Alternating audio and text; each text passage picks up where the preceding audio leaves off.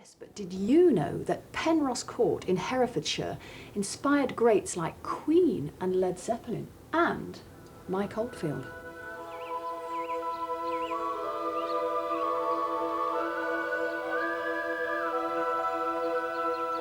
Hargest Ridge on the Welsh borders. This green and pleasant land was indeed the inspiration for Mike Oldfield's haunting album of the same name.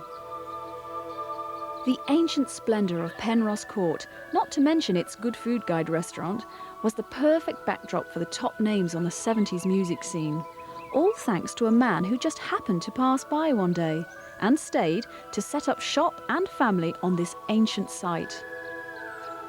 I was driving down the road on holiday and you could just see it off the road, and it was just a mystery, that was all. I mean, I've lived in Africa for some time, and in a way you dream of England, you know, and this epitomised England. And so I think it was a trap, you know, a nice trap. You know. It had been empty for something like 25 years.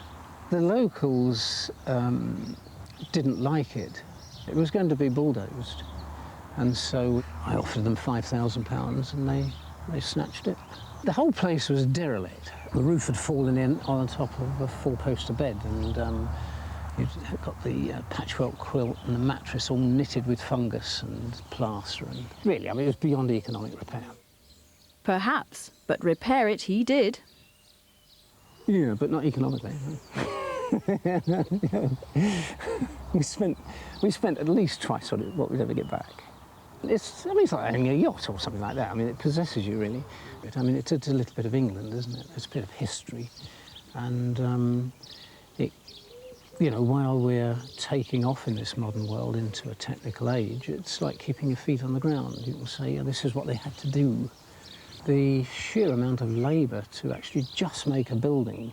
You had to fell the trees, you had to saw them on all four sides to make beams or planks. You had to quarry the stone by hand. The first stage, as I said, is about 1280. Then 1400, that little piece there was added, and then 1590, the Elizabethan piece right behind me. Those two were certainly separate houses, and where the porch is was, in fact, a road between the two houses. For Martin, Penrhos Court has become a lifetime's obsession. Every pound in his pocket, every minute of his day is devoted to its restoration and upkeep. If you were suddenly transported back now, you wouldn't know. You wouldn't be able to recognise anything at all. You don't restore these to their former glory at all. You just restore them to an ideal that you think you'd like.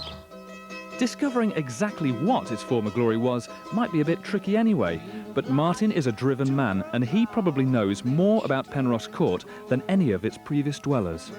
The cruck here, which dates from about 1280, is one of the largest. It's certainly a very large one, and it refers to a style of building, or a method of building, where you get an oak tree that's bent and you saw it from the top to the bottom, and you open it up and make an A. You make a frame like that.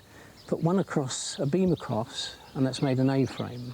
You then put them all in line, and so you've got this long line of A-frames, and then join them up. And that's the basic structure of a cruck building. And basic is a pretty accurate word for what Martin was faced with when he first came to Penrhos Court. But his drive and dedication paid off, and soon the joint was positively jumping with celebrities crowding into his restaurant. Mike Oldfield lived near here, and he came in twice a week. Terry Jones from the Monty Python had a holiday cottage, he came in. And then other people started to come in to see why they were coming in. Robert Plant and the Led Zeppelin came in, the Queen, actually, the group. And it just took off. And then the Leicester CID came in to see what was going on. We did actually one evening when Robert Plant was standing there with his hair, golden hair locks all over his leather jacket, and the three CID in grey gabardine coats, you know, hunched over a table, and they wound up having an evening together. Within about 6 months, it was full almost every night. I mean, we weren't ready for it at all. We got into the Good Food Guide, we weren't ready for that. And the chef thought, well, it's so easy to open a restaurant, I'll do my own, you know, why wait for this crank? You know, I'll go and do my own. So he left. Terry Jones came in and said, well, I mean, he was nice about it, but he said, the food's not quite as good as it used to be, is it? So I explained that the chef had left me and, you know, and things were going down a bit. And so he said, I know a lovely chef, you know, and introduced Daphne. I've always loved food, so I just knew my job was to run the restaurant and to cook, but the buildings, much like with Martin, just got a hold of me, and it was the need to sort of repair them and make a modern use for them, really. You know, it just grew with us. If you think that we've been here, 20, 25 years, it's extraordinary. I mean, it's taken that long, but it has been a totally absorbing time. Most people didn't think I'd survive the first winter, but I'm still here. What I believe in with food, it should be grown organically. It grew really out of the fact that we had the garden here and I started growing in the garden, and it's this whole cycle. If you've actually put a seed in, you've produced your vegetable, you then want to cook it and serve it with love, and it's that sort of cycle of things. And the contents of Daphne's garden reads like a wizard's book of potions. It's full of herbs that are either used in culinary or medicinally, and they all have different uses. Here I've got, for example, El Campaign, which as an infusion is an excellent remedy against acne. And along the back there I've got my favourite, which is sage. And on the women's health courses we always make an infusion of sage because it's a fantastic hormonal balancer.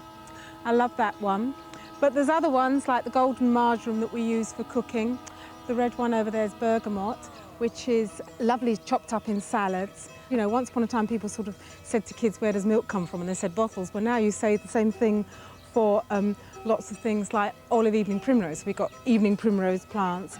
Then I grew a few trees as well.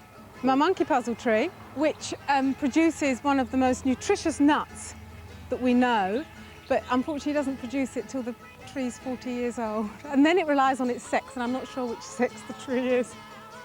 So while Martin's model aeroplanes patiently waits to be finished and his son Ben adds another vital piece to his train set, Penrhos Court will be watching over Hargest Ridge long into the next millennium.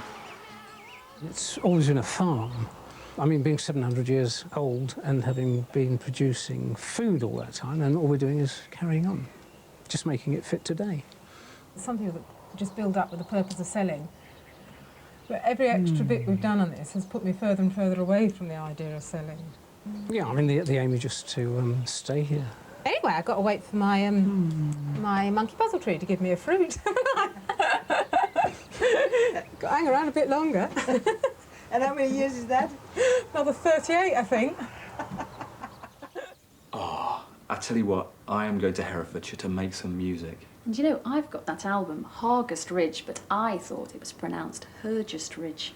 Everybody knows it's Hargest Ridge, don't they? See ya. Bye.